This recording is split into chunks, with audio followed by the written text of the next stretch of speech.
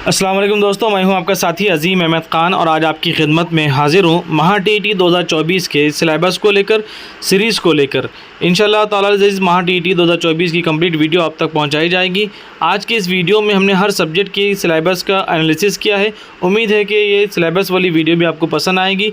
महा टीईटी देने वाले तमाम तलबा और तालिबात तक इन वीडियोज़ को ज़रूर शेयर कीजिए, अपना फ़ीडबैक कमेंट बॉक्स में दीजिए और सब्सक्राइब करना ना भूलें। जज़ाकल्लाह खैर, शुक्रिया। आइए देखते हैं महा टीईटी कंप्लीट सिलेबस। चलिए, अस्सलाम वालेकुम, मैं हूं अजीम अहमद ख़ान और आज हम महा टीईटी की फ़र्स्ट क्लास लेने जा रहे हैं, जिसमें हम आम तौर पर जो सवाल पूछे जाते हैं यूट्यूबर से, क्लास के ज़िम्मेदारों से और जो लोग महा टीईटी के फॉर्म भर चुके हैं उनके जहन में भी पहला सवाल यही आता है कि महा टीईटी का सिलेबस क्या होगा। इसीलिए आज का जो फ़र्स्ट क्लास है हमने महा टीईटी के सिलेबस के ऊपर रखा है, ताकि एक ट्रैक हमको मिले, एक नैरो हमारे जहन में खाका तैयार हो कि हमको क्या क्या चीज़ें पढ़ना है। ये जो सिलेबस हम आपके सामने पेश करने जा रहे हैं ये भी हमारा ख़ुद का एनालिसिस है। गवर्नमेंट की वेबसाइट पर MSc पुणे पर आपको मराठी ज़बान में इस तरह की गाइडलाइंस अभ्यासक्रम के नाम से मिल जाएगी। आप MSc पुणे पर भी मराठी ज़बान में ले सकते हैं। उसको और स्पेसिफ़ाई करने के लिए हमने कोशिश की है अदना सी, उसको हर सब्जेक्ट वाइज हमने यहाँ पर लाने की कोशिश की है। ठीक है, तो उम्मीद करते हैं कि आपको ये चीज़ें आप नोट डाउन भी करेंगे और समझने की कोशिश भी करेंगे। सबसे पहले, चूँकि यहाँ पर पढ़ने वाले और ज़्यादातर लोग उर्दू को अपना फ़र्स्ट लैंग्वेज मानते हैं, फ़र्स्ट लैंग्वेज उन्होंने इंतख़ाब किया है, इसलिए हम सबसे पहले उर्दू ज़बान का निसाब और उसकी नोयत, उनकी जो सिनॉप्सिस हैं उसको लिखते चलेंगे। आप तमाम भी नोटबुक के अंदर इन चीज़ों को लिखते चलें।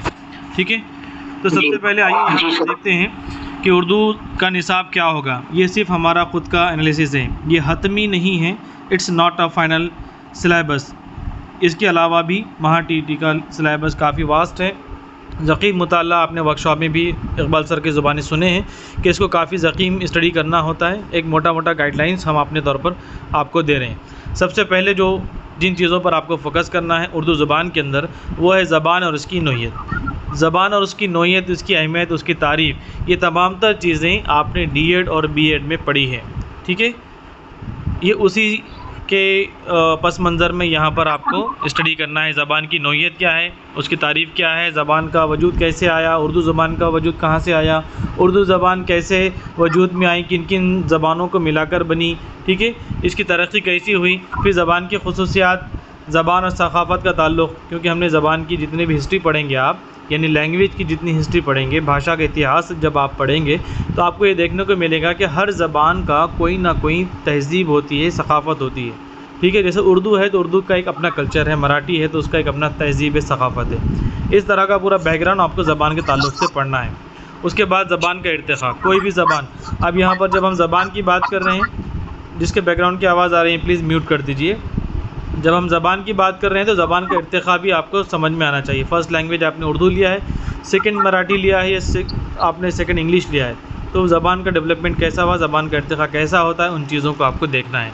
ठीक है, उसके बाद ज़बान के ताल्लुक़ से ये सिर्फ जिन लोग जिसके नॉइस आ रही है प्लीज़ म्यूट कर लीजिए आवाज़ को, आपका माइक। उसके बाद है ज़बान की तदरीस के उसूल। जिस तरह आपने ज़बान की तारीख़ देखी है अभी, उसके बाद ज़बान की तदरीस के उसूल देखना है। ठीक है, कि ये भी चीज़ें आपने D.Ed और B.Ed में आपने देखी है। ज़बान के बुनियादी उसूल क्या हैं। उसके बाद देखिए हम बात कर रहे हैं ज़बान की तदरीस और उसूल। इसके बारे में अगर आपने D.Ed किया है या आपने B.Ed करा है तो आपने तफसीली ज़बान की तदरीस के, ज़बान को किस तरह तदरीस किया जाता है, उसके सीखने के मराहिल कौन से हैं, और ये बुनियादी महारतें D.Ed और B.Ed में काफ़ी, और ये CTET के अंदर भी जिन लोगों ने CTET दिया है उनके लिए भी बहुत आसान चीज़ हैं कि ज़बान की 4 बुनियादी महारतें हैं, जिसमें सुनना, बोलना, पढ़ना और लिखना शामिल है। तो सुनने के उसूल कौन से हैं, उसके तरीक़े कौन से हैं, बोलने के, पढ़ाने के कौन से उसूल हैं, पढ़ना पढ़ाने के उसूल कौन से हैं, लिखना पढ़ाने के कौन से उसूल हैं और उसके तरीक़े कौन से हैं। इस तरह तमाम चीज़ों को आपको महा टीईटी के अंदर डिटेल में देखना है। ये सिर्फ गाइडलाइंस हैं। इसके बाद हम आगे बढ़ते हैं कि ज़बान अब सीखने की जो महारतें आपने देखी हैं, उसी के साथ साथ ज़बान सीखने की राह में कौन कौन सी रुकावटें हैं। रुकावटों से मुराद यहाँ पर डिसेबिलिटीज़ हैं। ठीक है, कौन कौन सी दुश्वारियाँ हैं, कौन कौन सी रुकावटें हैं, फिज़िकल डिसेबिलिटीज़,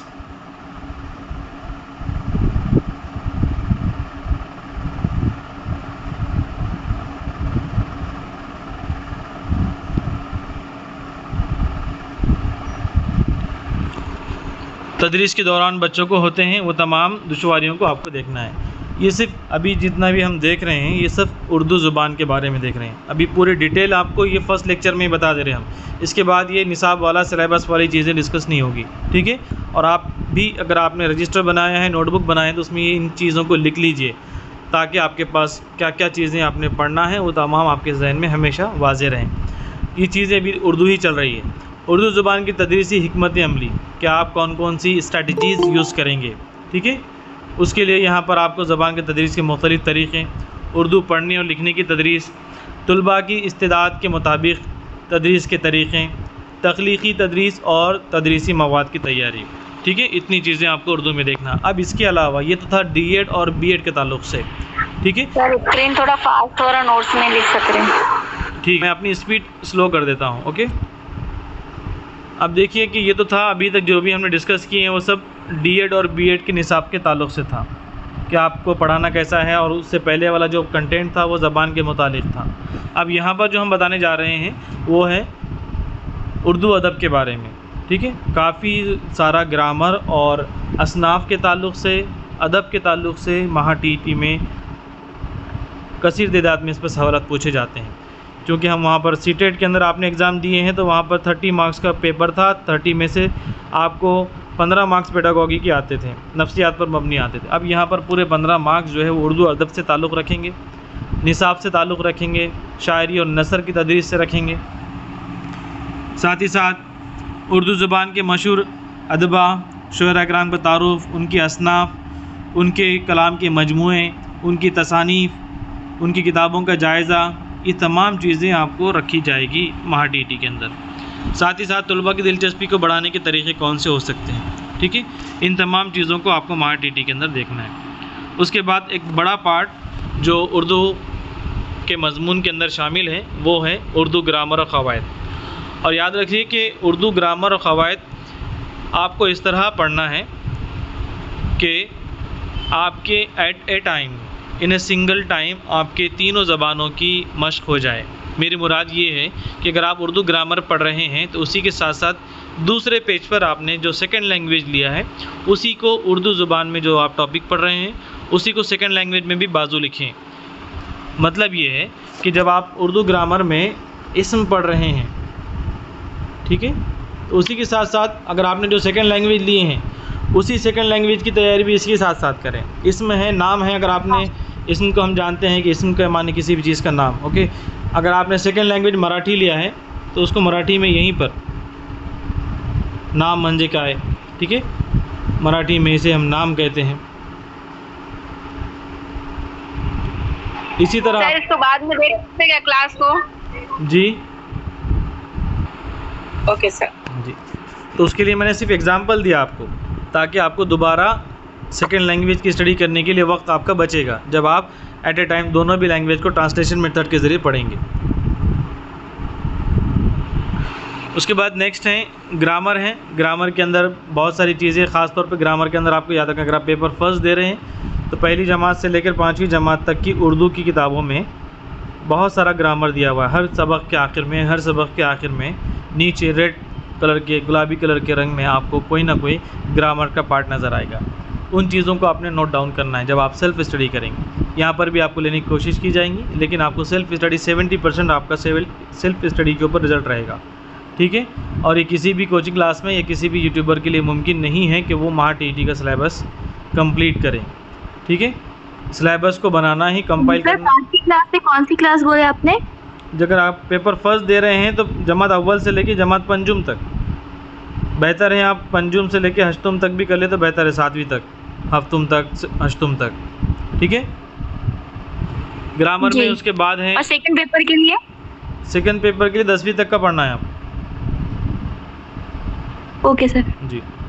उसके बाद है जुमले की साख्त और उसकी अक़साम, जिसके अंदर सब टॉपिक्स यहाँ पर आपको देख सकते हैं। उर्दू ज़बान के मुहावरे और ज़रबुल अमसाल, ज़रबुल मिसल जिसे कहते हैं, कहावतें, ये बहुत सारी किताबों के अंदर जो महा टीटी के नाम से दुकानों पर मिलती हैं, या आपके पास भी कोई ग्रामर की किताब है, उन चीज़ों को भी आप फॉलो कर सकते हैं। पूरा के पूरा कंटेंट यूट्यूब पर या किसी क्लास में फ़राहम नहीं किया जा सकता। ठीक है, महावरे, ज़रबुल मिसल, एक नज़र आपकी होकर गुजर गई ये चीज़ें तो आपको याद हो जाएगी। ठीक है, साथ ही साथ जो चीज़ें पूछी जाती हैं उर्दू में, सही इमला और तलफ़्फ़ुज़ के बारे में भी कुछ सवालात आ जाते हैं कभी कभार। ठीक है, एक ऐसा लफ्ज़ आता है जिसको 4 मरतबा लिखा जाता है, चारों ऑप्शन में लिखे जाते हैं, और उसमें से आपको सही इमला कौन सा है उस लफ्ज़ के लिए ये पहचानना होता है। उसके बाद आइए, अभी उर्दू ही चल रहा है हमारा, उर्दू तदरीस के लिए तशख़ीस और इम्तिहान। ठीक है, ये भी D.Ed और B.Ed से ताल्लुक़ रखता है कि आप तलबा का जो आपने तदरीस का अमल अंजाम दिया है उसकी सलाहियत और जायज़ा कैसे लेंगे, और जायज़ा लेने के लिए कौन कौन से टूल्स हैं। उन टूल्स में हैं ज़बानी, तहरीरी, अमली, प्रैक्टिकल, ओरल और रिटन। ठीक है, फिर उनके लिए आप कैसे उसका जायज़ा लेंगे, उसका मनसूबाबंदी कैसे करेंगे, ये तमाम चीज़ों पर पेडागॉगी के अंदर, उर्दू के अंदर सवालात पूछे जाते हैं। उसके बाद उर्दू ज़बान में बच्चों की दिलचस्पी को बढ़ाने के लिए तरीक़े कि आप उर्दू ज़बान में, क्योंकि अब शुरुआत में भी अक्सर हम उर्दू के पीरियड अगर आप देखेंगे चैनल पर हमारे, तो हम ये कहते हैं कि जब तक अगर आप मौलिम बनना चाहते हैं या आप किसी स्कूल में पढ़ाते हैं, तो जब तक कि आप उर्दू ज़ुबान को एज़ ए उर्दू ज़ुबान नहीं पढ़ाओगे तो बच्चों के अंदर उर्दू से ना तो शग़फ़ पैदा होगा और ना ही वो उर्दू को समझ पाएंगे। आजकल यही हो रहा है कि उर्दू ज़बान को एज़ ए मज़मून पढ़ाया जाता है, इसलिए उसका हक़ अदा नहीं होता। ठीक है, तो फिर आप उर्दू ज़बान को पढ़ाने के लिए बच्चों की दिलचस्पी कैसे बढ़ाएंगे, तो उसकी कौन कौन से टूल्स हो सकते हैं, कहानियाँ, नज़में, ठीक है, और कौन सी तख्लीक़ी जो महारतें हैं उनको आप कैसे फ़रोग़ देंगे। साथ ही साथ ज़बान की तदरीस में जदीद टेक्नोलॉजी का इस्तेमाल कैसे करेंगे। हर जगह पर टीचिंग लर्निंग मटेरियल में ICT का इस्तेमाल आम हो चुका है, फिर हम ज़बान की तदरीस को हम कैसे इस्तेमाल करेंगे। ठीक है, ये तमाम जो अभी चीज़ें आपको दिखाई गई हैं वो सब सिर्फ उर्दू मज़मून के ताल्लुक़ से थी। ठीक है, अब देखिए उसके बाद वो अगला आपका जो सब्जेक्ट है वो EVS है।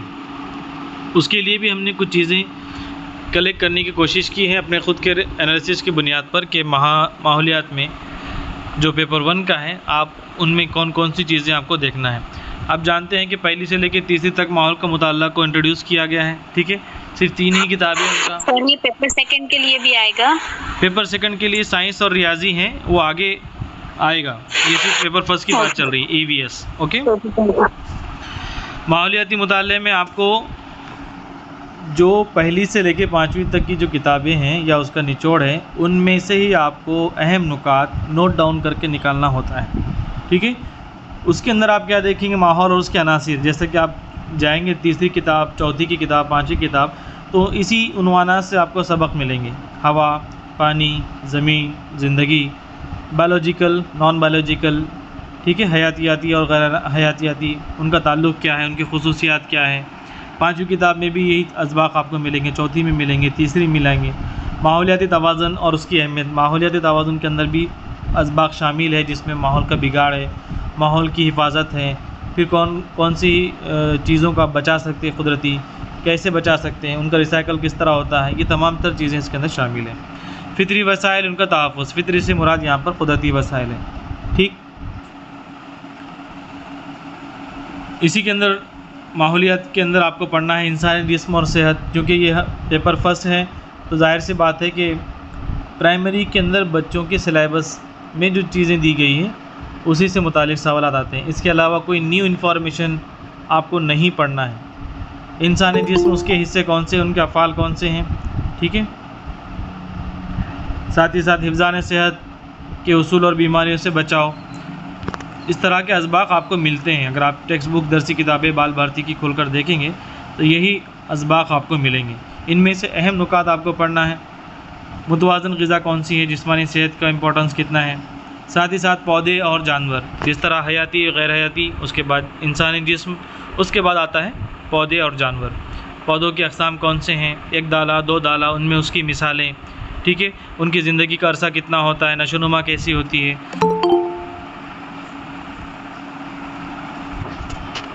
आप नोट डाउन कर रहे हैं इन चीज़ों को। Yes sir. जी जी सर। जी। तो मैंने आपको ईवीएस का मोटा मोटा अगर आप जहन में रखेंगे तो आपने देखा शुरुआत में, ठीक है, शुरुआत में ईवीएस में क्या था, माहौल का, ठीक है, माहौल के अनासिर यानी कि जो चीज़ें अल्लाह ताला ने बनाई, कुदरती चीज़ें, हवा पानी ज़िंदगी, उसके बाद लिविंग नॉन लिविंग, फिर उसके बाद हम माहौल पर आते हैं और माहौल के अंदर फितरी वसाइल कौन से कुदरती, उसके बाद हम इंसानी जिस्म पर आते हैं, फिर उसके सेहत पर आते हैं, फिर इसकी ग़िज़ा पर आते हैं, फिर इंसान हो गया, उसके बाद पौधे और जानवर।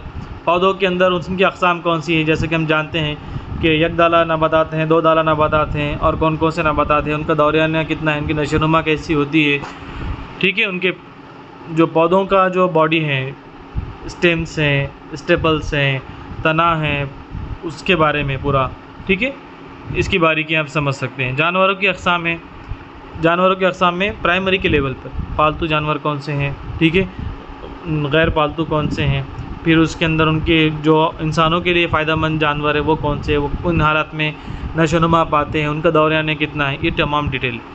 माहौल में पौधों और जानवरों का किरदार, ये चीज़ें हैं। उसके बाद फिर हैं हवा पानी और मौसम। अब ये हम थोड़ा लेवल इसका और आगे बढ़ जाता है, हवा की अहमियत क्या है और हवा की आलूदगी कैसे होती है, क्यों होती है, क्या क्या वजूहात होती है, इन पर सवालात आपको पूछे जाते हैं। पानी के ज़राए कौन से हैं, ठीक है, और इसका तहफ़्फ़ुज़ आप कैसे कर सकते हैं। उसके बाद आएगा मौसमों का तारुफ, मौसम सर्दी गर्मी और बारिश ये कैसे होते हैं और इंसानी ज़िंदगी पर, ज़मीन पर इनके क्या असरात होते हैं। उसके बाद फिर उसका लेवल और आगे बढ़ता है, ज़मीन और इसके वसाइल, ज़मीन की बनावट कैसी है, इसके अक़साम कैसे हैं, ज़मीन के अंदर जो अज्जा हैं, ज़मीन के ऊपर पहाड़ हैं, मैदान हैं, रेगिस्तान हैं और साहिली इलाक़े हैं। तो ये पूरा आपको डिटेल डेप्थ के अंदर आपको स्टडी करना है। मादनियात कौन कौन सी पाई जाती है, उनका इस्तेमाल क्या है, ठीक है। इसी के साथ हम जानते हैं कि ईवीएस के अंदर तारीख़, जोग्राफ़िया, शहरियत, माहौल, ये सब चीज़ें आती हैं। तो हमने एहतियात के तौर पर पंजुम की बजाय उसको हफ्तुम किया है, ठीक है, क्योंकि आसान नहीं है, महाटीटी का पेपर आगे भी जा सकता है। तो फिर तारीख़ के सवालात भी उसमें आते हैं महाटीटी के अंदर, पेपर 1 के अंदर, पेपर 2 के अंदर भी। तो ख़ास तौर पर तारीख़ में क्या पढ़ना है आपको, पेपर 1 में भी, पेपर 2 के अंदर भी। तो जो तहज़ीबें गुजर चुकी हैं, इंदस वादी तहज़ीब, मौर्य सल्तनतें, जो 7 की 8 की बुक में शामिल है, 6ठी के अंदर शामिल है, हिंदुस्तान के मशहूर बादशाह कौन कौन से गुज़रे हैं, उनकी कौन कौन सी जंगें थी, किस किस में उन्होंने फतूहात हासिल की। ख़ास तौर पर अशोक, बादशाह अशोक हैं, बादशाह अकबर हैं, छत्रपति शिवाजी महाराज की तारीख़ है जो जमात चाहरुम के अंदर है। जमात चाहरुम की जो किताब है छत्रपति के शिवाजी महाराज के नाम से, उसको आपको ख़ास तौर पे पढ़ना है, ठीक है, क्योंकि काफ़ी सवालात, क्योंकि महाराष्ट्र है, महाराष्ट्र शिवाजी महाराज के नाम से मशहूर है, इसलिए ख़ास तौर पर यहाँ पर हमारे साथ और एक फैकल्टी मेंबर मिसबा हैं, वो इंशाल्लाह आपको ईवीएस के बारे में अच्छी नोट्स भी देंगे और आपको यहाँ पर आपको पढ़ाएंगे भी। यहाँ पर गाइडलाइंस भी होंगे, एक्सप्लेनेशन होगा, बाकी नोट्स तैयार करना, डीप में स्टडी करना, ये आपका काम है, ठीक है। तो ख़ास तौर पर जो पेपर 1 वाले हैं वो शुरुआत में जो चीज़ें बताई हैं, उसके अलावा छत्रपति शिवाजी महाराज की जो दरसी किताब है 4थी की, उसको आप रट लेना है।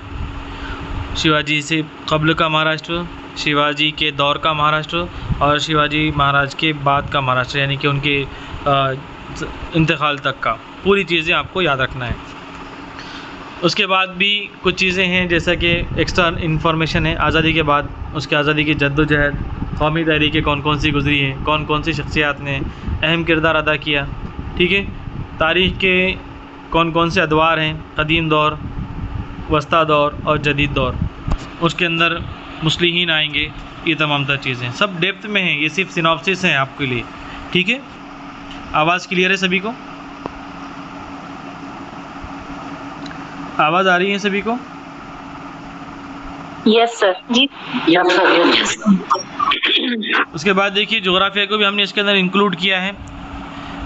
वही चीज़ें हैं जो ईवीएस में गुजरी हैं, ऊपर जो ऊपर के पॉइंट में हमने लिखा है, ज़मीन की अशकल और इसका इर्तिखा, हिंदुस्तान के अहम जोग्राफियाई खित्ते, इंडिया का मैप अच्छे से आपको याद होना चाहिए महाटीटी के लिए, जोग्राफियाई खित्ते आपको याद होने चाहिए कि हिमालय की पहाड़ी सिलसिला कहाँ पर है, मैदानी इलाका कौन सा है, रेगिस्तानी इलाका कौन सा है और जो जंगलाती इलाका कौन सा है। ठीक है, फिर उसके बाद महाराष्ट्र रियासत आती है हमारे, दरियाओं का गुज़र कहाँ से कौन सी रियासतों से होता है, कौन सी दरिया कहाँ से निकलकर कहाँ मिलती हैं, झीलों का निज़ाम कैसा है, हिंदुस्तान की आबो हवा कैसी है, कहाँ सर्द है कहाँ पर गर्म है और उनके मुख्तलिफ़ अक़साम कौन से हैं। अब ये जब मौसमों का ज़िक्र आता है तो फिर वहाँ की ज़राअत पर बात होती है, क्योंकि हर रियासत में यहाँ पर अलग अलग वसाइल हैं। कौन सी रियासत कौन सी फसलों के मशहूर हैं, मादनियात के लिए कौन सी मशहूर हैं, वहाँ पर कौन कौन से प्रकल्प हैं।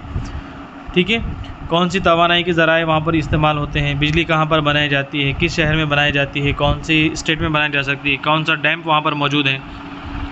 इसी तरह शहरियत के मुतालिक भी सवालात आपको आएंगे। ये सब EVS का चल रहा है। शहरियत के ताल्लुक़ से भी शहरी ज़िंदगी के तारुफ़, शहरियों के हुकूक़, ड्यूटीज़, उनके फ़राइज़ मालूम होने चाहिए।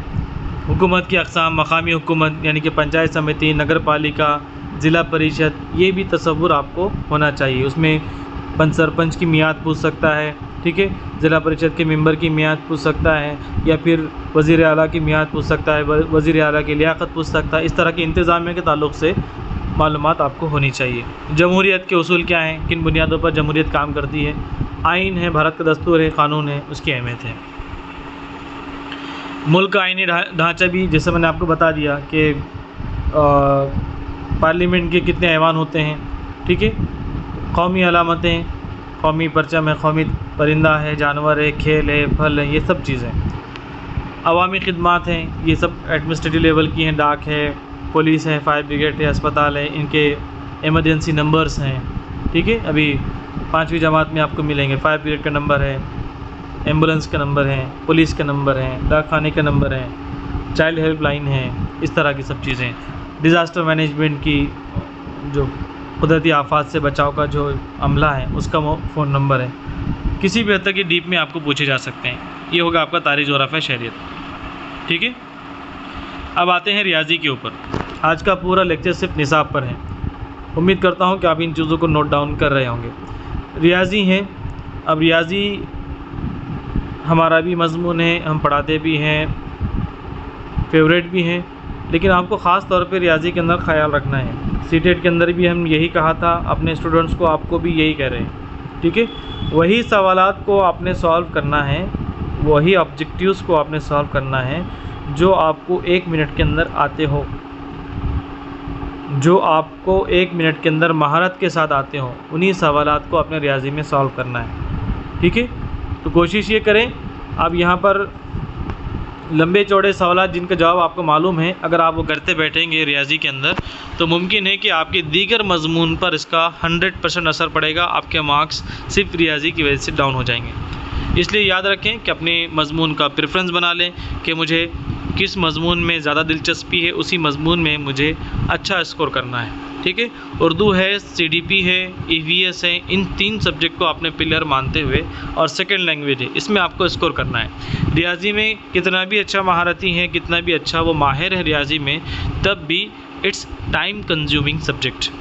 ठीक है, इसके बावजूद भी TET के अंदर जो निसाब है वो प्राइमरी और सेकेंडरी का ही है। तो जो चीज़ें आपको आसानी से आती हैं उसी चीज़ों को आपने सॉल्व करना है। तो आइए उसके सिलेबस की तरफ हम बढ़ते हैं कि क्या क्या आपको पढ़ना है रियाजी के अंदर। तो सबसे पहले नंबर सिस्टम, शुरुआती वहीं से आता है, अददों का स्कूल, अददों का निज़ाम, इस तरह के सबक आपको मिलेंगे 3री, 4वी, 5वीं के अंदर, जिसके अंदर अददों का तारुफ़ किया जाता है। कुदरती आदात कौन से हैं, तबई आदात कौन से हैं, मुकम्मल आदात कौन से हैं, मुकम्मल आदात की किस्में आपको और उनके दरमियान क्या ताल्लुक़ हैं, ये 3री, 4वी, 5वीं में आपको मिल जाएंगे। इस पर सवालात पूछे जाते हैं, घुमा फिरा कर पूछे जाते हैं। साथ ही साथ नंबर लाइन होती है, अददी ख़त होता है, उस पर अददी तरतीब होती है और उस पर मबनी सवालात होते हैं। ठीक है, सिफ़र का तसव्वुर है, उसका इस्तेमाल है।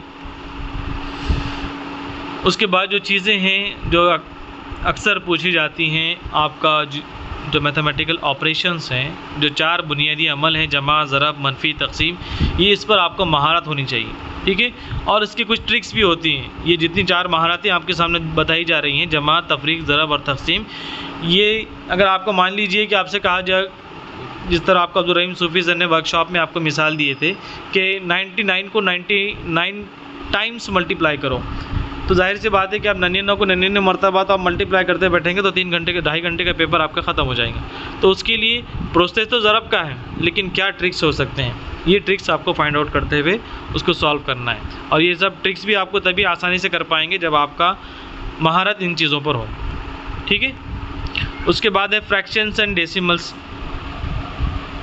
कसर और आशारिया, उसकी अक़साम मखलूत कसर, सादा कसर, कसर की जमा, कसरों का जो क्रॉस मल्टीप्लिकेशन होता है, कसरों की जमा और तफरीक होती है, उन चीज़ों पर सवालात पूछे जाते हैं, ठीक है। उसमें छोटा बड़ापन, इन तमाम चीज़ों पर उनका आशारी निज़ाम, आशारी कसर के दरमियान ताल्लुक़, ठीक है। ये 6 में 7 में मिल जाएंगे ये असबाब। साथ ही साथ लंबाई, वज़न और हजम की पैमाइश, इस पर भी सवालात पूछे जाते हैं। इबारती सवालात आते हैं, ये जो टॉपिक्स आप देख रहे हैं इस पर इबारती सवालात आपको मिलेंगे। लंबाई के ऊपर, उनके इकाइयों के ऊपर, वज़न के ऊपर, हजम के ऊपर, ठीक है। साथ ही साथ पैमाइश के मुख्तलिफ औज़ार हैं, उनका इस्तेमाल है, पैमाइश के मसाइल, उनका हल है, ये इबारती सवालात इस पर पूछे जाएंगे। ज्योमेट्री में क्या आता है, ज्योमेट्री के अंदर इन चीज़ों पर आपको महारत होनी चाहिए, मुसल्लस, मुस्ततील, मुरब्बा और दायरा, सिर्फ जानना ज़रूरी नहीं है, उनकी खुसूसियात से भी, ठीक है। पेरीमीटर मालूम करना, एरिया मालूम करना, ज़ाविये, रग़बा, नुक़्ता ख़त, उनके ज़ावियों की अक़साम, फिर जो मुतमासिला ज़ाविये, मुतसिला ज़ाविये, ठीक है, ये जो ज़ावियों की जोड़ियाँ बनती है एक शक्ल के दौरान, तो वो दीगर ज़ावियों की पैमाइश मालूम करना, इस तरह के सवालात आपको मिलेंगे। साथ ही साथ टाइम और कैलेंडर पर भी सवालात आपको पूछे जाते हैं, वक्त की इकाइयों पर, घंटे और मिनट में आपको जमा दी जाती है और इतने घंटे के अंदर इतने मिनट आप जमा कीजिए, मनफी कीजिए, ज़रब कीजिए, तकसीम कीजिए, ठीक है। इस तरह के सवालात हफ्ते, दिन, कैलेंडर के ऊपर भी सवालात पूछे जाएंगे। घड़ी का इस्तेमाल, वक्त पर पढ़ना, कैलेंडर का इस्तेमाल, दिन, महीने और साल, ये सब लॉजिकल बेस्ड हैं, जिसको आप अपनी ज़ानत का इस्तेमाल करते हुए, एप्टीट्यूड का इस्तेमाल करते हुए, फार्मूला के ज़रिए ये मालूम करने होते हैं। पैसों का निज़ाम में हिंदुस्तानी करेंसी की इकाई हैं, उनकी जमा, ज़रब, मनफी, तकसीम, रोज़मर्रा के इस्तेमाल, ये बच्चों के लिए ख़ास तौर पे असबाक में दिए गए हैं। साथ ही साथ पैटर्न्स और सीक्वेंस भी हैं, आपकी ज़हनी आजमाइश को जांच करने के लिए, आपके एप्टीट्यूड को जांच करने के लिए पैटर्न्स और सीक्वेंसेस भी दिए जाते हैं, जो आम तौर पर कल भी आपको बताया गया है वर्कशॉप के अंदर कि आपको 5वीं और 8वीं की स्कॉलरशिप आपको सॉल्व करनी है, ठीक है।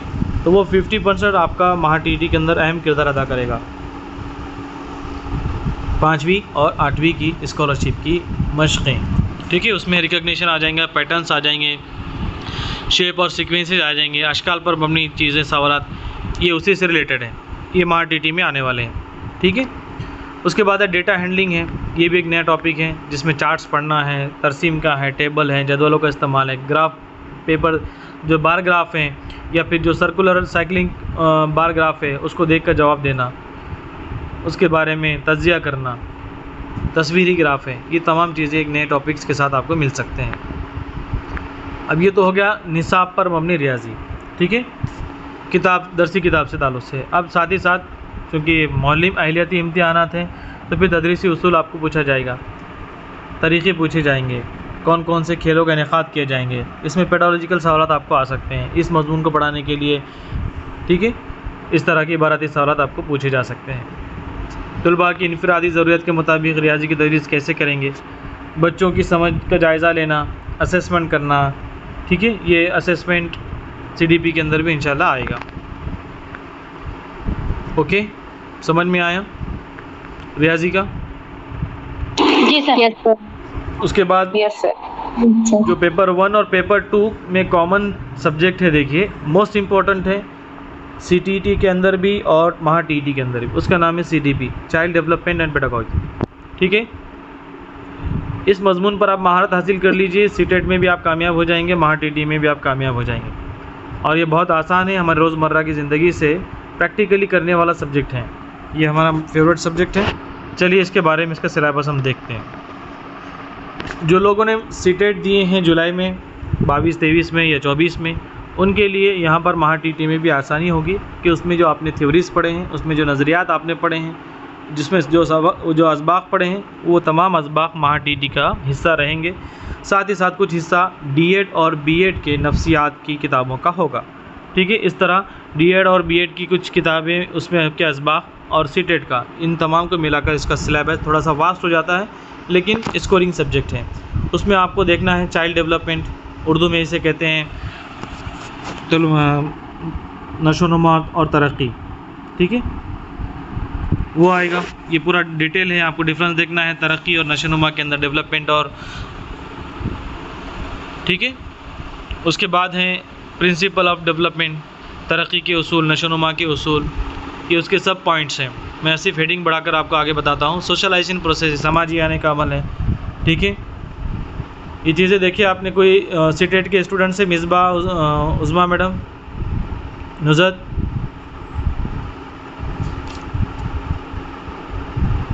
मिसबा है यहाँ पर? आवाज़ क्लियर है सभी को? Yes sir.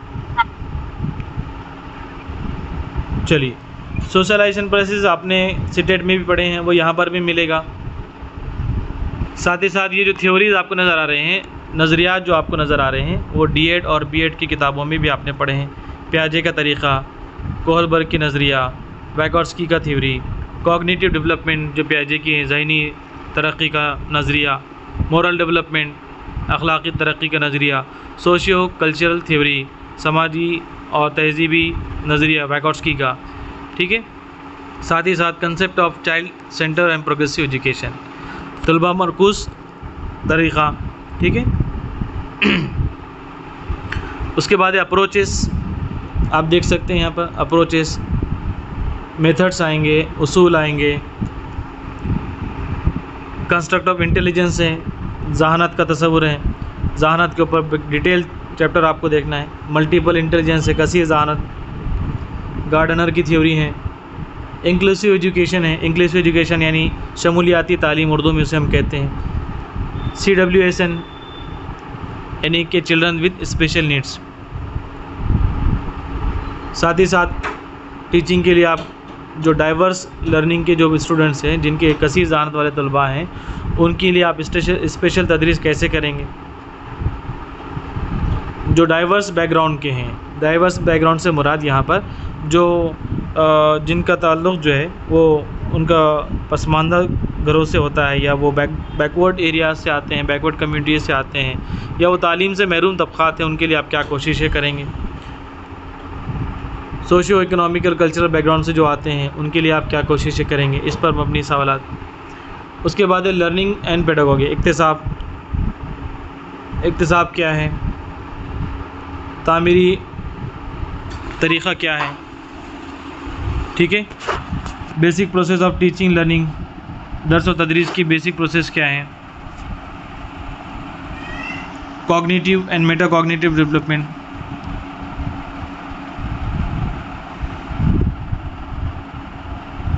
ये तमाम तर चीज़ें सब टॉपिक्स हैं। लर्निंग थ्योरीज आपको देखना है, नज़रियात पूरे देखना है। बिहेवियरिज्म को, स्किनर की थ्योरी आपको देखना है। कंस्ट्रक्टिविज़म देखना है, जिसमें पियाजे और वैगोट्स्की शामिल हैं। अल्बर्ट बांदोरा की सोशल लर्निंग आपको देखना है। ठीक है,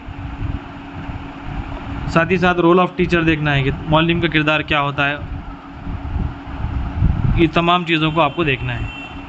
साथ ही साथ एजुकेशन साइकोलॉजी, तालीमी नफ्सियात, ये आपको D.Ed और B.Ed की किताबों में मिलेगा। ठीक है, तालीमी नफ्सियात और क्लासरूम मैनेजमेंट, D.Ed में भी आपको असबाक मिलेंगे, B.Ed में मिलेंगे, उससे रिलेटेड सवाल आपको पूछे जाएंगे। असेसमेंट और इवैल्यूएशन रहेगा, तालीमी क़दर पैमाई, जांच और उसकी क़दर पैमाई कैसे करेंगे आप।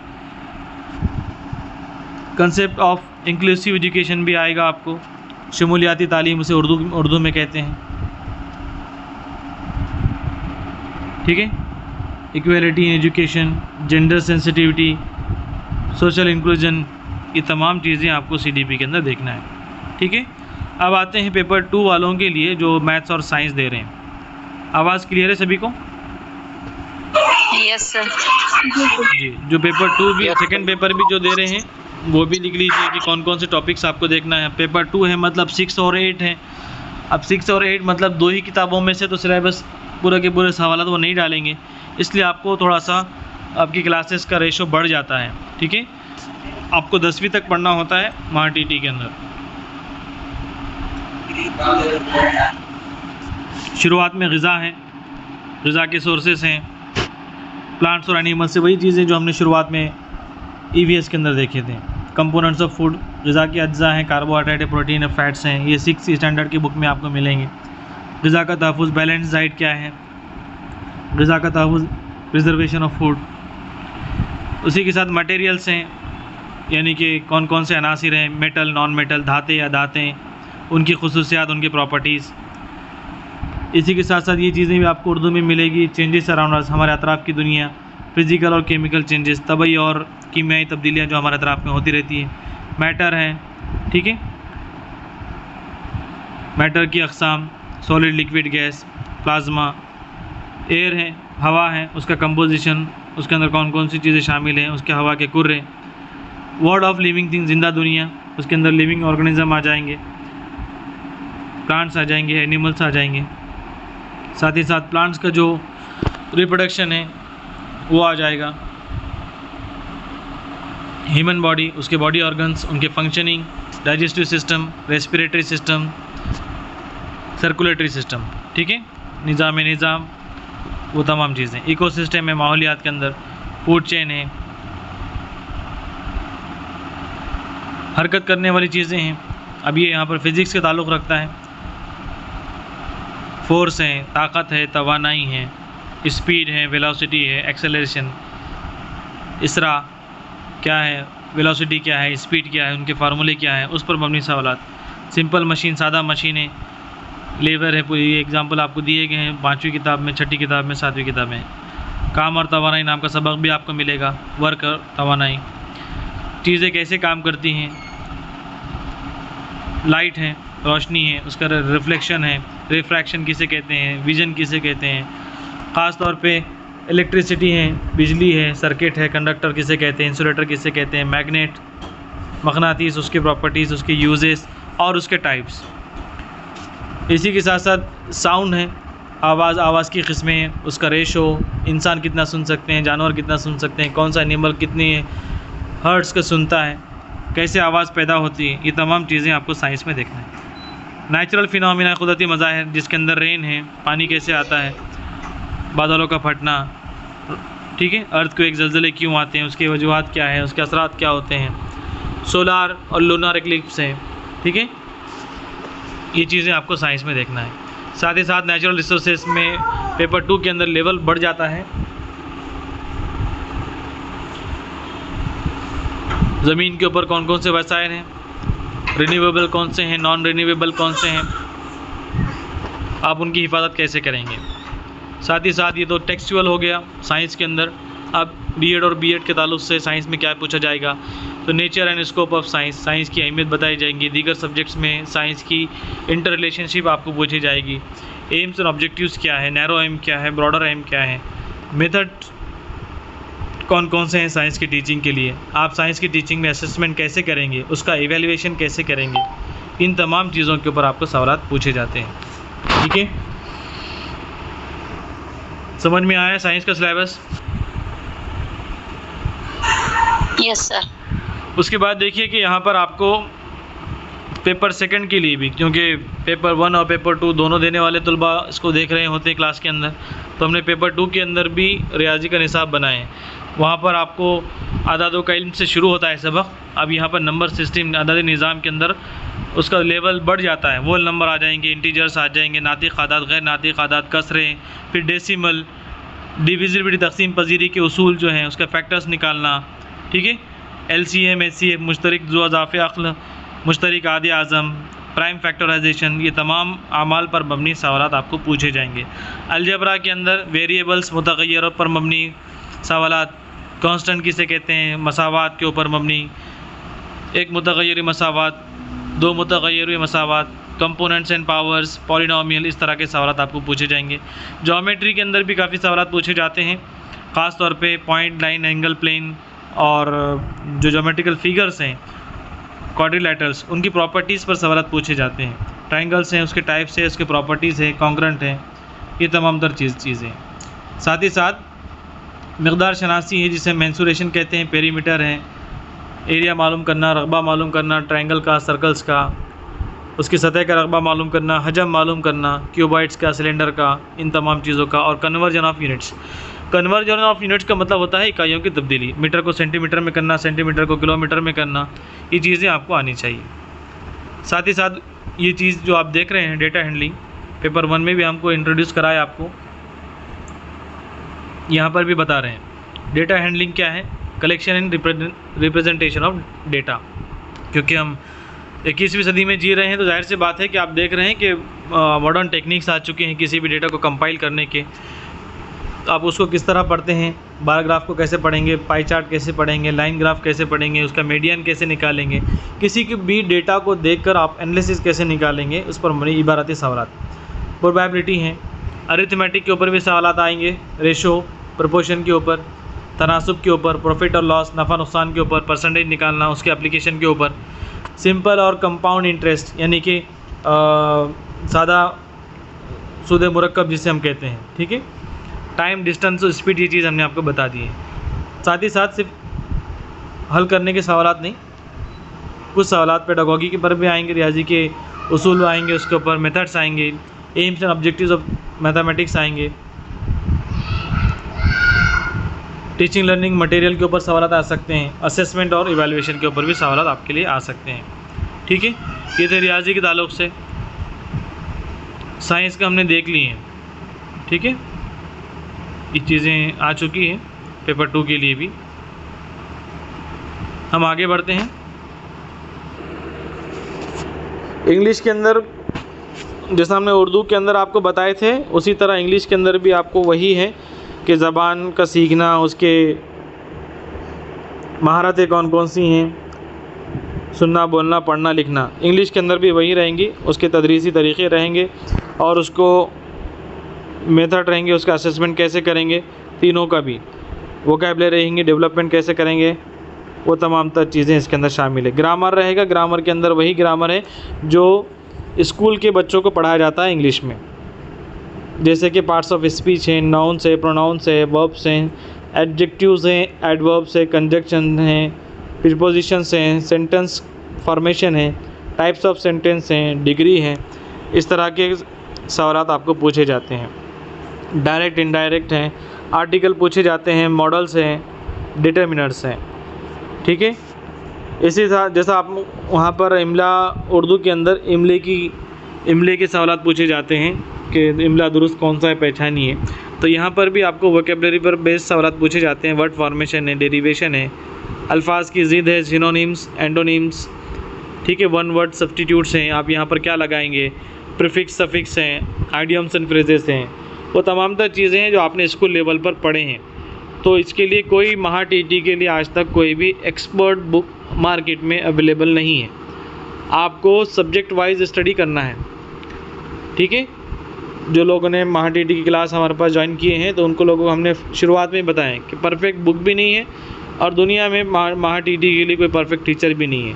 हम आपको रहनुमाई करेंगे, गाइडलाइंस करेंगे और जितना मुमकिन हो सकता है हमारे से एग्ज़ाम तक इंशाल्लाह आपका भरपूर ताउन करेंगे टॉपिक के साथ। लेकिन हार्ड वर्क आप ही का है, जितना डेप्थ में जो स्टडी करेंगे उतना उसको स्कोर करने को मौका मिलेगा।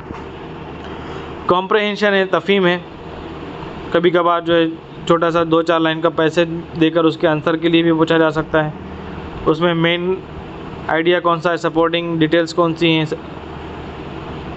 ये ग्रामर का चीज़ें हैं। साथ ही साथ जैसा वहाँ पर उर्दू के अंदर आपने असनाफ देखे, अदब देखे, उसी तरह यहाँ पर इंग्लिश लिटरेचर और पोएट्री के बारे में भी सवालात पूछे जा सकते हैं।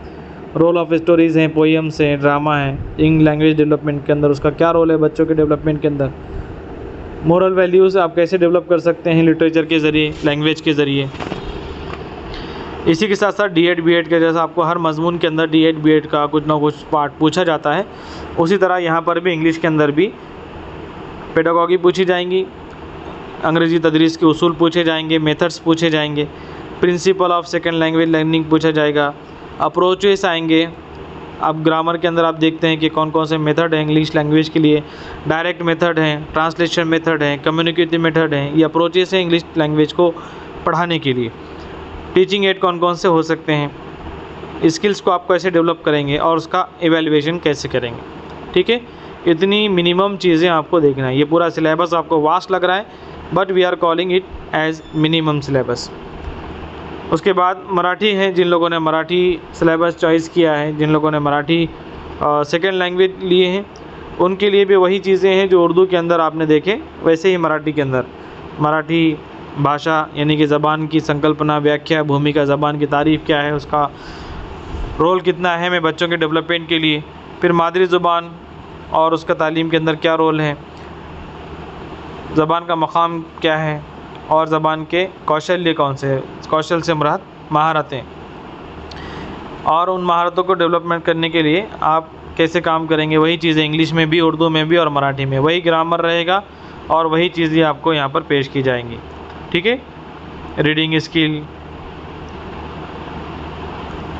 राइटिंग स्किल, उसका विकास कैसे करेंगे, उसके टाइप्स कौन कौन से हैं। जैसा वहाँ पर वोकैबुलरी और सेंटेंस स्ट्रक्चर दिया था, तो यहाँ पर मराठी में आपको मराठी की वोकैबुलरी यानी शब्द ज्ञान जिसे हम मराठी में कहते हैं, और वाक्य रचना यानी कि सेंटेंस फॉर्मेशन। शुरुआत में आपको बताया मैंने, जब आप सेकेंड लैंग्वेज और फर्स्ट टाइम जब भी आप पढ़ेंगे तो ट्रांसलेशन मेथड के ज़रिए ग्रामर को पढ़िए। एक बार ग्रामर पढ़िए तो मान लीजिए कि ऐसे पढ़िए कि मुझे दोनों भी लैंग्वेज की स्टडी करना है, फर्स्ट लैंग्वेज की भी और सेकेंड लैंग्वेज की भी। शुरुआत में जो मैडम ने सवाल पूछे थे तो वो इसी के मुतालिक हम बता रहे थे। जब उर्दू क़वायद में आप इसम पढ़ेंगे, ठीक है, सिफत पढ़ेंगे, तो उसको मराठी में ही पढ़ लेना जिन लोगों ने मराठी ली है, उसी को इंग्लिश में पढ़ लेना जिन लोगों ने second language as a English को लिया है। ट्रांसलेशन के ज़रिए आपको एट ए टाइम दोनों भी ग्रामर को पढ़ने से आपका टाइम बचेगा। और कुछ ग्रामर है, समास है, समास के ऊपर सवालात पूछे जाते हैं, दोष के ऊपर सवालात पूछे जाते हैं कि आप इसमें से गलतियाँ निकालिए या फिर इमले की गलतियाँ हैं। ठीक है, इस तरह के सवालात आपको पूछे जाएंगे। चिल्ड्रंस लिटरेचर हैं, बच्चों के ख़ास तौर पर मराठी मीडियम के जो मशहूर लेखक हैं, कवि हैं, उनके बारे में मराठी में सवालात पूछे जाते हैं। उनके साहित्य के बारे में, उनके मजमूए कलाम के बारे में मराठी में सवालात पूछे जाते हैं। ठीक है, फिर ज़बान के उद्देश्य क्या है, मकासद क्या है, पेडागॉगी, उसके उसूल कौन से हैं, प्रिंसिपल कौन से हैं, ज़बान के मराठी के अंदर बच्चों की दिलचस्पी परवान चढ़े इसके लिए आप कौन कौन से टूल्स इस्तेमाल करेंगे, कहानियों का इस्तेमाल करेंगे, ड्रामा का इस्तेमाल करेंगे, खेल का इस्तेमाल करेंगे। ठीक आहे, बालकांच्या भाषिक गरजेनुसार भाषा शिकण्याचे तंत्रज्ञान, तोंडी लेखी सतत सरसमावेशक मूल्यांकन, आप किस तरह ज़बानी रिटर्न में और प्रैक्टिकली आप किस तरह उसका मूल्यांकन करेंगे, उसका किस तरह आप इवैल्यूएशन करेंगे। ठीक है, ये तमाम चीज़ें मराठी के अंदर आपको रखी गई हैं। तो तकरीबन हमने कितने सब्जेक्ट पेश किए आपके पास सिलेबस में, कोई बताएगा? कौन से सब्जेक्ट के हमने सिलेबस आपके सामने रखे हैं? उर्दू है, इंग्लिश है, मैथ्स है, math first, math second, EVS, history, geography, civics and science. तकरीबन सिलेबस आ गया आपके सामने ऑलमोस्ट। हाँ, अल्हम्दुलिल्लाह जी। तो ये एक बहुत कंपाइल करने की हमने काफ़ी मेहनत के बाद हमने इस चीज़ों को कंपाइल किया है, और इसके बावजूद भी, इतना देखने के बावजूद भी हम आपसे ये कह रहे हैं इट्स ए मिनिमम सिलेबस, ये कम से कम है। ठीक है, जिस तरह सीटेट के अंदर चैप्टर तक दिए हुए हैं, और वो जो सीटेट के जो बुक्स हैं सेंट्रल टीचर्स एलिजिबिलिटी टेस्ट के, तो वो आराम से आप उनको पढ़कर सीटेट आसानी से पास हो सकते हैं। लेकिन महा टीटी जो महाराष्ट्र गवर्नमेंट के ज़रिए लिया जाता है, इसके अंदर कोई गारंटी नहीं है कि हूबहू लिया ही जाएगा। ठीक है, तो इसलिए बेहतर है कि आप सिर्फ पहले पीरियड के अंदर, पहले क्लास के अंदर हम सिर्फ इतना बताना चाह रहे थे कि आपको कितनी मेहनत दरकार है यहाँ से। इसका मकसद ये बिल्कुल नहीं है कि आपको डराया जाए, हम आपको सीरियस करना चाहते हैं कि अगर आपने फॉर्म भरा है, बहुत सारे स्टूडेंट्स ऐसे हैं जो हर साल फॉर्म भरते हैं, टीईटी का भी और सीटेट का भी, लेकिन वो तैयारी नहीं करते। हाँ, बस हमारी मसरूफियात थी, हम यहाँ चले गए थे, हम वहाँ चले गए थे, स्कूल था, कॉलेज था, स्कूल था, कॉलेज था। अगर आपको गवर्नमेंट जॉब चाहिए तो आप प्राइवेट जॉब में इतना वक्त क्यों दे रहे हैं? 2 महीने की छुट्टी लीजिए और आराम से स्टडी कीजिए, तभी आपको आपके मेहनत का सिला मिलेगा। आप ये कहेंगे कि नहीं मैं पूरा दिन स्कूल करूँगा, 2 दिन स्कूल करूँगी, उसके बाद ही मैं पढ़ाई करूँगी, तो ये फिर आपके ऊपर डिपेंड करता है कि आप किस तरह इसके लिए वक्त निकालते हैं। ठीक है, कामयाबी सेक्रीफाइस मांगती है, कामयाबी आपके लिए वक्त मांगती है। किसी भी चीज़ को आप वक्त दीजिए वो आपकी हो जाती है। ठीक है, किसी भी महारत को आपको हासिल करना है तो आपको उसे वक्त देना ज़रूरी है। जब तक आप वक्त नहीं देंगे स्टडी के लिए, जैसा आपने 10वीं के लिए स्टडी किए थे, किताबें ख़रीदी थी और आपने 10वीं अच्छे से पास की, जिस तरह आपने 12वीं पास की, किताबें ख़रीदी और टेबल पर बैठकर आपने 12वीं के एग्ज़ाम की तैयारी की, तो आप 12वीं अच्छे नंबरात से पास की। D.Ed B.Ed भी आपने उसी तरह मेहनत करके पास हुए। उसी तरह CTET के लिए भी और महा TET के लिए भी आपने टेबल पर बैठकर सुकून से टॉपिक वाइज, सब्जेक्ट वाइज आपने स्टडी करना है। ठीक है, और सबसे बुनियादी जो चीज़ आपको वसाइल जो आपके पास मौजूद हैं, वो वसाइल है आपके पहली से 5वीं तक की किताबें। ठीक है, अगर आप किसी स्कूल से वाबस्ता है तो ले लीजिए वहाँ की किताबें मांग कर क्लास टीचर से, हेडमास्टर के ज़रिए, और उन टीचरों को सबक, उन किताबों को सबक के हिसाब से उनमें से हर किताब में से आपने पॉइंट्स बनाना है। ठीक है, समझ रहे हैं आप किस तरह स्टडी करना है? जी सर। आपको करना है तभी होगा। किसी के वीडियोस देखने से, किसी का चैनल फॉलो करने से या फिर सिर्फ ऑनलाइन क्लास करने से हम आपको गारंटी नहीं देते कि आप पास आउट हो जाएंगे। ना ही आप कितनी भी 10,000 रुपये वाली कोचिंग क्लास में चले जाइए, वो भी आपको गारंटी नहीं देंगे पास होने की, जब तक कि आपके पास मेहनत का जज्बा नहीं है, जब तक कि आप खुद डीप स्टडी करने के कायल नहीं हैं। ठीक है, ये कोई ऐसा साधारण एग्ज़ाम नहीं है कि जिसके बारे में वीडियो देख ली और आप पास हो जाएंगे। कल ही हमारे दोस्त इकबाल सर ने आपको वर्कशॉप में बताए हैं कि महा TET के एग्ज़ाम पास होना वो तो PhD होने के बराबर है। ठीक है, अभी तक जो है उर्दू मीडियम का परसेंटेज इसमें 2% 3% से ऊपर गया नहीं आज तक, जितने मरतबा भी एग्ज़ाम हुआ। 98% बच्चे फ़ेल होते हैं। तो फ़ेल होते हैं मतलब 98% बच्चे सिर्फ गवर्नमेंट की फ़ीस भरते हैं और करोड़ों रुपये, 2700 करोड़, 20 करोड़, 15 करोड़, इतने अमाउंट गवर्नमेंट को जमा हो जाता है। इसके बाद किसी का कोई सवाल है या महा TET के बारे में कोई उलझन है तो पूछिए। सर जी, जो आपने इंग्लिश का सिलेबस बताया वो सेकंड और फर्स्ट पेपर दोनों के लिए सेम है ना? मैं आपको सब्जेक्ट वाइज बताया। उर्दू के लिए तो सेम रहेगा, उर्दू और CDP और लैंग्वेजेस ये सेम रहेंगे दोनों में भी, उर्दू, CDP और लैंग्वेजेस। अच्छा, सिर्फ पेपर सेकंड में लैंग्वेज का जो ग्रामर है वो थोड़ा ज़्यादा होता है, क्योंकि यहाँ पर क्योंकि ये CDP है तो वो उसमें आपका जहानत की जांच होती है। ठीक है, ठीक। और जो क्लासेस पर मबनी है तो ख़ास तौर पे लेवल कहाँ पर बढ़ता है? लेवल बढ़ता है EVS में और साइंस के में। EVS का सिलेबस जो है वो आपको दिया तो गाइड, उसकी जो हद है वो हद तो पहली से 5वीं तक की है, लेकिन इसके बावजूद भी हमने 7वीं तक का बताया आपको। ठीक है, जो दोनों पेपर इसमें केमिकल रिएक्शन वगैरह सब आते हैं। केमिकल रिएक्शन का लॉजिकल चीज़ें पूछी जाती हैं। अब ये तो सिर्फ सिलेबस बताए हैं हमने आपको। सिलेबस के बाद इंशाल्लाह जब हम प्रैक्टिस क्वेश्चंस लेंगे, प्रीवियस पेपर्स लेंगे, तो उसमें आपको अंदाज़ा हो जाएगा किस तरह सवाल पूछे जाते हैं।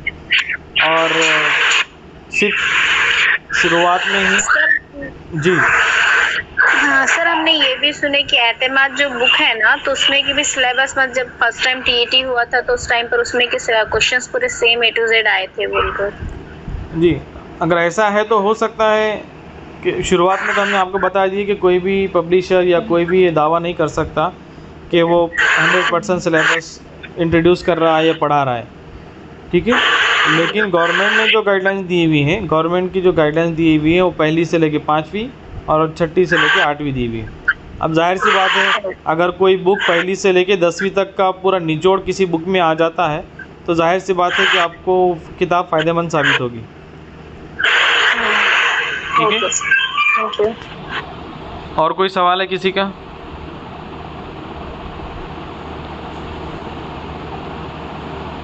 सर जी, आप ऑफलाइन पेपर सॉल्व करने वाले हैं क्या? ऑफलाइन हम पेपर प्रैक्टिस लेते हैं हमारे स्टूडेंट सेंटर पर बनी पर। अच्छा जी, तो इंशाल्लाह अक्टूबर के महीने में होंगी वो। और ऑनलाइन भी होती है क्या क्लास? ऑनलाइन में हम प्रैक्टिस क्वेश्चंस लेंगे, मॉक टेस्ट नहीं जवाबात के साथ आपको यहाँ पर बताएंगे ऐसा? With explanation. ऑफलाइन जो होता है तो फिर उसके चार्जेस रजिस्टर अलग होता है क्या एग्जाम का? हाँ, ऑफलाइन के अंदर प्रिंटिंग चार्जेस आपको लगाए जाते हैं, 2.5 घंटे आपको सेंटर पर बैठकर एग्ज़ाम देना होता है। तो संडे को रहता वो? जी, उसके चार्जेस उसके मैसेज में आ जाते हैं जब शुरू होगा। ठीक है, थैंक यू सर। तो बेसिकली आप थोड़ा सा अपने माइंड को ब्रॉड कीजिए कि पहली बात तो मैं खुद भी स्टूडेंट हूँ, तो मुझे, क्योंकि हम लोग प्रोफेशनल नहीं हैं, हम सिर्फ महाटीटी की बेदारी पैदा करने के लिए, महाटी को परसेंटेज बढ़ाने के लिए, ज़्यादा से ज़्यादा बच्चा बेखौफी से स्टडी कर सकें, इस आला मकासद के तहत हम लोग यहाँ पर कोशिशें कर रहे हैं। ठीक है, तो किसी भी हम अगर हमारा ज़ाती सगा भाई भी हो, बहन भी हो, तो हम मशवरा तो यही देंगे बिल्कुल इखलास के साथ कि किसी भी यूट्यूब चैनल या किसी भी कोचिंग क्लास या किसी भी एक फ़र्द पर आप इक्तिफ़ा नहीं कर सकते। ठीक है, इसमें 70% रोल आपकी ज़ाती स्टडी का है। ज़ाती जी सर। जी, तो इस बात के साथ आप वसी जहन के साथ आप तैयारी कीजिए। पहली से 5वीं तक की किताबें, ख़ास तौर पे जो पेपर 1 दे रहे हैं तो वो चौथी की किताब, और दूसरी शॉर्टकट 2 ही चीज़ें हैं, दरसी किताबें और दूसरी चीज़ें 5वीं और 8वीं की स्कॉलरशिप की किताब। ख़ास तौर पे जो हमने पैटर्न का जो जिक्र किया आपको, जो एप्टीट्यूड के सवालात आते हैं, अशकालात पर मबनी सवालात आते हैं, ठीक है, आदात पर मबनी सवालात जो आते हैं, लैंग्वेजेस के अंदर जो सवालात पूछे जाते हैं, उसमें आपको 5वीं और 8वीं की स्कॉलरशिप की एक्सरसाइजेस करना है। ठीक है, वो आपके लिए सबसे बेहतरीन। 5वीं और 7वीं? 5वीं और 8वीं जो गवर्नमेंट की स्कॉलरशिप के एग्ज़ाम होते हैं ना मैडम जी, वो जो किताब आपको मार्केट में मिल जाएंगी, या जो बच्चे स्कॉलरशिप में बैठे हैं या आप जिस स्कूल में हैं तो किसी न किसी स्कूल में या फिर मार्केट में भी आपको मिल जाएगी 5वीं की स्कॉलरशिप की किताब और 8वीं की किताब। जो पेपर 1 दे रहे हैं तो वो 5वीं की स्कॉलरशिप को सॉल्व कीजिए घर में बैठे बैठे। पेपर 2 जो दे रहे हैं वो 8वीं की स्कॉलरशिप को सॉल्व कीजिए। इतना सब कुछ तो कोई अकेडमी नहीं कराने वाली, इतना सब कुछ तो कोई ऑनलाइन चैनल वाला नहीं कराने वाला। ठीक है जी सर। पेपर प्रैक्टिस आपको सेंटर पे आकर देना क्या? जी, पेपर प्रैक्टिस तब भी होंगी आपकी ऑफलाइन, तब क्या आप सेंटर पे आकर देना? जी, आप परभनी में अगर रहते हैं तो सेंटर पर आके दे सकते हैं। सर उसकी फीस क्या रहेगी? तब बता देंगे। ठीक है, अभी ऑनलाइन में है तो आप हमारे क्या कहेंगे, आप हमारे टीम का हिस्सा हैं, आप हमारे प्रीमियम स्टूडेंट्स हैं, तो आप कभी भी जो भी आपको प्रॉब्लम फेस हो रहा है किसी भी सब्जेक्ट में तो आप व्हाट्सअप कर सकते हैं। ठीक है, क्योंकि कामयाबी के लिए कोई हम अपने आपसे ज़्यादा सीनियर नहीं है हम लोग, ना ही आपसे ज़्यादा तजुर्बा रखते हैं, बस टीटी और सीटेट में पढ़ाने का तजुर्बा है, पढ़ने पढ़ाने का तजुर्बा है, इसलिए हम लोग गाइड करते हैं और कुछ ना कुछ पढ़ाने की कोशिश करते हैं। ठीक है, ऐसा भी हो सकता है कि कुछ चीज़ें हमसे ज़्यादा भी आपके जहनों में हो तो वो भी आप हमसे शेयर कर सकते हैं। ठीक है जी, तो इंशाल्लाह आज मुकम्मल 1 घंटा हुआ, अगर शाम में अगर रहा तो हम मैसेज करेंगे, अगर नहीं हुआ तो इंशाल्लाह फिर कल होगी। और आज कुछ मुंबई के और मराठवाड़ा रीजन से बाहर के स्टूडेंट्स हैं जो आज ज्वाइन नहीं हो सके, क्योंकि उनकी तरफ मराठवाड़ा मुक्ति संग्राम की छुट्टी नहीं होती है, सिर्फ मराठवाड़े में ही है। तो जो क्लासेस होगी हमारी ऑनलाइन वो इशा के बाद होगी। अगर हमारे लिए मुमकिन हो तो हम डेली लेंगे, अगर किसी दिन डेली नहीं हुआ तो समझ लेना कि 1 दिन और क्लास होगी। ठीक है, बट सर डेली अगर रखे आपने तो हम कोशिश करेंगे आपके लिए। ठीक है, 1 दिन आ रहा तो सर सिलेबस कैसा कवर होगा? Subscribe now and press the bell icon. Never miss an update.